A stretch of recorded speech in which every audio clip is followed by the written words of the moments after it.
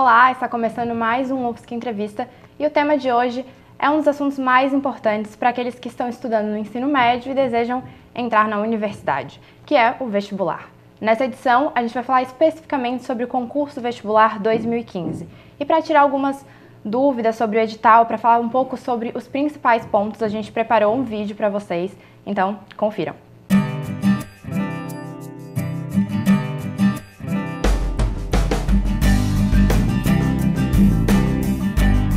Em 2015, o vestibular da UFSC oferece 6.511 vagas para você, estudante. São 98 opções de cursos nos 5 campi da universidade, localizados nas cidades de Araranguá, Blumenau, Curitibanos, Florianópolis e Joinville. Os candidatos terão seus conhecimentos testados nas áreas de ciências exatas e humanas. Além disso, vão poder mostrar suas habilidades em produção textual. As provas desse ano vão ser realizadas nos dias 13, 14 e 15 de dezembro, e as inscrições podem ser feitas pelo site a partir do dia 16 de setembro. Vestibular UFSC 2015. Você na melhor universidade de Santa Catarina.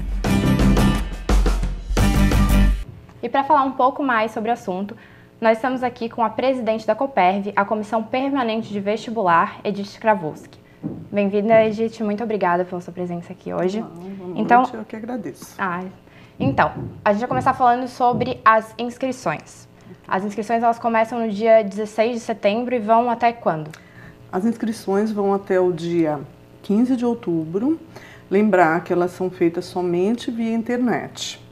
Para fazer a inscrição, o candidato deve acessar o site www.vestibular2015.ufsc.br, preencher o seu requerimento de inscrição, imprimir o boleto bancário e efetuar o pagamento da taxa até o dia 16 de outubro.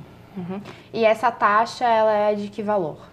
A taxa é de R$ 105 ou 50% do valor, ou seja, R$ 52,50 para os cursos de licenciatura e para o curso de pedagogia. E ela pode ser paga em qualquer agência Essa bancária? taxa pode ser paga em toda a rede bancária, nas agências bancárias, no autoatendimento, via internet. Só é importante que o candidato observe os horários de quitação que os bancos têm, porque a taxa pode ser paga até o dia subsequente ao último dia de inscrição, porém, observando rigidamente o horário de quitação bancária. Então, tem que ficar atento ao horário, agendamento, do pagamento. Isso. O agendamento de taxa é fundamental. E também a situação de quem tem a isenção dessa taxa. Como é que funciona? Quem é isento? Isso. Nós temos duas formas de solicitação de isenção. Uma das formas é via CadÚnico, que são programas sociais do governo. Então, o candidato deve declarar, né, que pertence à família de baixa renda.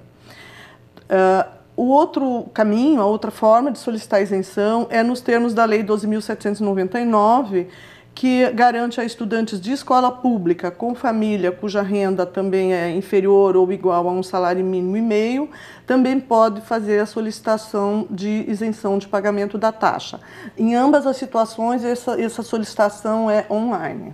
E essa solicitação, ela passa por uma avaliação? Essa solicitação tem que ser feita até o dia 6 de outubro, via online. No caso da solicitação nos termos da lei, ela tem que ser anexado ao pedido o comprovante de que o estudante é de escola pública, e esses pedidos são analisados e até o dia 13 de outubro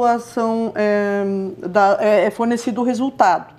Porque caso haja um indeferimento dessa solicitação, então esse candidato que teve o pedido indeferido, ele pode ainda até o dia 16 ir lá e quitar a sua taxa. Então tá certo. E para poder pagar a taxa, fazer a inscrição, quem pode fazer isso? Quem está habilitado para pode fazer o vestibular, né?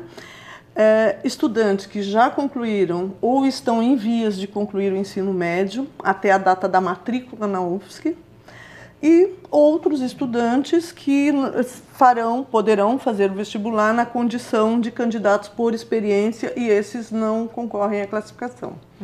Então, para ser candidato por experiência, você coloca na inscrição? Sim, no ato da inscrição ele tem que declarar que ele é um candidato por experiência. Esse ano estão sendo oferecidas 6.511 vagas para 98 cursos. 98 opções de cursos, né? Porque alguns cursos têm opção bacharelado, licenciatura, né? Então são opções de cursos presenciais distribuídas nos nossos 5 campi. Então nós temos aí aproximadamente 1.500 vagas nos campi de Curitibanos, Araranguá, Joinville e Blumenau, e as demais vagas, que ainda é a maior parte, no campus de Florianópolis, distribuídas nessas 98 opções de curso. E ano passado eram 91 opções. Quais são essas novas 7 opções? Então, há uma novidade para o vestibular desse ano, que aumentou esse número um pouco, no que se refere ao campus de Joinville, porque houve um desmembramento do curso que era de engenharias para 7 engenharias específicas, que já tem a sua entrada no vestibular diferenciada, independente, e mais o curso de bacharelado interdisciplinar em mobilidade. Então isso aumentou esse número um pouco, essa é uma novidade desse ano. E um dos quesitos que o candidato preenche na hora de fazer a inscrição é o local de prova. Isso. Então, as provas elas são realizadas em 23 cidades do estado de Santa Catarina, e ele escolhe em qual local ele poderá fazer a prova já no ato da inscrição. Não o local específico, colégio, tal, né? Mas a cidade ele escolhe já no ato da inscrição. E esse local específico, quando ele fica sabendo disso? Esse local específico, ele ficará sabendo quando ele tiver a sua confirmação de inscrição definitiva, a partir do dia 20 de novembro. Porque há um processo aí, né, de requerimento de inscrição.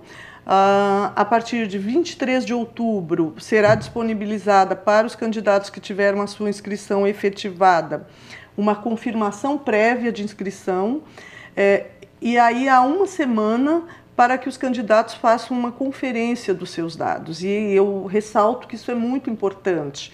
Podem ter havido erros no preenchimento, então há esse período de 23 até 30 de outubro, onde os candidatos devem estar atentos, tudo pelo site, e efetuar eventuais correções.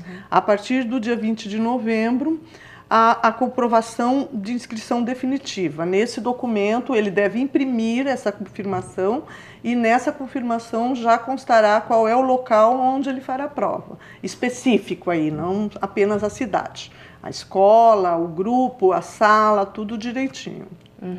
E agora sobre a segunda língua, que também é um outro quesito que ele preenche na inscrição. Quais são as opções para essa segunda língua? Isso. Nós temos, para falar da segunda, é bom falar um pouquinho da primeira primeiro, né? Assim, porque o candidato tem 2 opções de primeira língua. A primeira opção é a língua portuguesa e literatura brasileira. E a segunda opção é a Libras, a língua brasileira de sinais. Então, se ele optar por língua portuguesa e literatura brasileira, ele pode escolher entre 6 opções de segunda língua. Aquelas que a maioria dos candidatos talvez já esteja um pouco acostumado, né? O inglês, o francês, o italiano, o alemão, o espanhol. Agora, se ele opta por Libras como a primeira língua, daí necessariamente a segunda língua deve ser língua portuguesa e literatura brasileira. E sobre o programa de ações afirmativas, as famosas cotas, né? As cotas. Sim. Qual é a diferença do programa do ano passado para esse ano? Desse ano para o ano passado, no caso? Certo. Há um pequeno aumento, né, da oferta de reserva de vaga nas políticas de ações afirmativas. Este ano nós estamos com 37,5 de vagas do total de vagas por curso e por turno destinadas para candidatos que concluíram o ensino médio em escolas públicas. Nesse 37,5% a gente tem algumas fatias, né? A metade desse valor, 18,75% de vagas, aí é o recorte de renda, né? Então, 18,75% para estudantes cuja família tem renda igual ou inferior a um salário mínimo e meio per capita.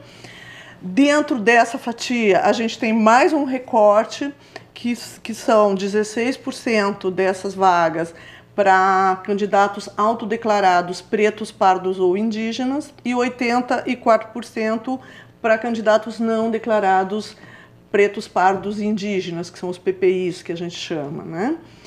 E voltando à outra fatia, então, outros 18,75% para aqueles com renda superior a um salário mínimo e meio.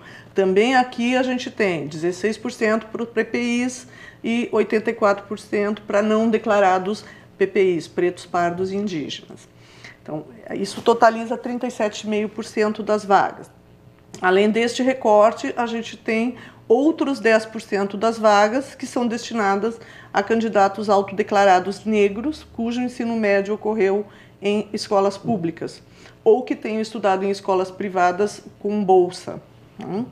E além dessas duas grandes fatias, nós temos 16 vagas suplementares para candidatos autodeclarados indígenas. Em relação a essas cotas raciais, ele só tem que se autodeclarar? Precisa de alguma comprovação, algum documento? Sim, dependendo da modalidade, então por isso é muito... todos os candidatos eles vão escolher uma das modalidades, porque quem não se enquadrar em nenhuma dessas modalidades das políticas de ações afirmativas entram naquilo que o edital denomina de classificação geral, que são os 52,5% das vagas, que eu não havia mencionado aqui. Para cada uma dessas modalidades existem regras, né? Então, observar que vai ser exigida comprovação no ato da matrícula, principalmente naquilo que se refere à renda e o estudo de ensino médio na escola pública. Para a questão étnica, é uma autodeclaração, não há necessidade de uma comprovação. Uhum. E no ano passado vocês não tiveram a banca examinadora? Esse ano também não vai ter? Então, há necessidade de comprovação para a renda e para a condição de egresso de escola pública. Para comprovar a sua condição étnico-racial, é uma autodeclaração. Uhum. Bom, gente, a gente vai fazer um rápido intervalo agora. Não saia daí, porque o UFSC Entrevista volta já.